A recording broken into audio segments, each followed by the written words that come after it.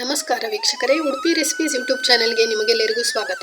ಉಡುಪಿ ಅಡುಗೆ ಭಟ್ರ ಶೈಲಿಯಲ್ಲಿ ಬದನೆಕಾಯಿ ಪಲ್ಯವನ್ನ ಹೇಗೆ ಮಾಡೋದು ಅಂತ ನೋಡೋಣ. ಇವತ್ತು ಉಡುಪಿಯಲ್ಲಿ ಇದನ್ನ ಗುಳ್ಳ ಆಜತ್ನ ಅಂತ ಕರೀತಾರೆ. ಇದು ಹಸಿರು ಬದನೆಕಾಯಿಯಿಂದ ಮಾಡೋ ಪಲ್ಯ. ನಾನಿಲ್ಲಿ 2 ಬದನೆಕಾಯಿಯನ್ನ ಬಳಸಿದ್ದೀನಿ.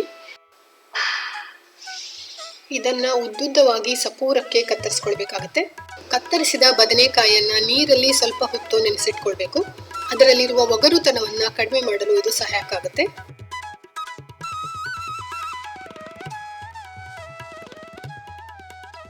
ಬಾಣಲೆಗೆ 2 ಟೇಬಲ್ ಸ್ಪೂನ್ ಅಷ್ಟು ತೆಂಗಿನ ಎಣ್ಣೆಯನ್ನು ಹಾಕೊಳ್ತಾ ಇದ್ದೀನಿ. ಇದಕ್ಕೆ ಅರ್ಧ ಟೀ ಸ್ಪೂನ್ ಅಷ್ಟು ಸಾಸಿವೆ ಹಾಗೂ ಅರ್ಧ ಟೀ ಸ್ಪೂನ್ ಅಷ್ಟು ಉದ್ದಿನ ಬೇಳೆಯನ್ನು ಸೇರಿಸಿಕೊಂಡು ಕೆಲವು ಕರಿಬೇವಿನ ಎಸಳುಗಳನ್ನು ಕೂಡ ಸೇರಿಸಿಕೊಂಡು ಒಗ್ಗರಣೆ ಚಟಪಟ ಸಿಡಿಯುವವರೆಗೂ ಕೈ ಆಡಿಸ್ಕೊಳ್ಬೇಕು. ಉರಿಯನ್ನ ಸ್ವಲ್ಪ ಕಮ್ಮಿ ಮಾಡಿಕೊಂಡು ನೆನೆಸಿಟ್ಟ ಬದನೆಕಾಯಿಯ ಹೋಳುಗಳನ್ನು ಇದಕ್ಕೆ ಸೇರಿಸ್ಕೊಳ್ಬೇಕು.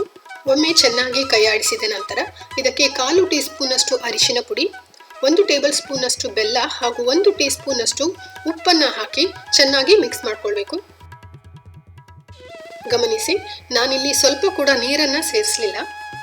ಮುಚ್ಚಳ ಮುಚ್ಚಿ 3 ರಿಂದ 4 ನಿಮಿಷ ಬೇಯಲಿಕ್ಕೆ ಬಿಡ್ತಾ ಇದ್ದೀನಿ.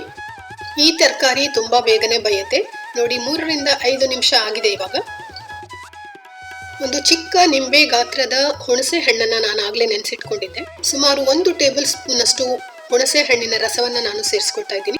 ಸಾರಿನ ಪುಡಿ ಸುಮಾರು 2 ರಿಂದ 3 ಟೀ ಸ್ಪೂನ್ ಅಷ್ಟು ಹಾಕೊಳ್ತಾ ಇದ್ದೀನಿ. ಇದೆಲ್ಲವನ್ನು ಹದವಾಗಿ ಕೈಯಾಡಿಸಿ ತುಂಬಾ ಹೊತ್ತು ಬೇಯಲಿಕ್ಕೆ ಬಿಡಬೇಡಿ. ಉರಿಯನ್ನ ಸಂಪೂರ್ಣವಾಗಿ ಆಫ್ ಮಾಡಿ.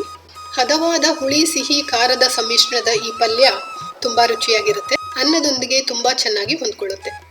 ಉಡುಪಿಯ ಬದನೆಕಾಯಿ ಪಲ್ಯದ ಈ ರುಚಿಯನ್ನ ನೀವು ಕೂಡ ಒಮ್ಮೆ ಪ್ರಯತ್ನಿಸಿ ನಿಮ್ಮ ಅಭಿಪ್ರಾಯವನ್ನ ನಮಗೆ ಬರೆದು ತಿಳಿಸಿ. ಧನ್ಯವಾದಗಳು. ಮುಂದಿನ ವಿಡಿಯೋದಲ್ಲಿ ಸಿಗೋಣ.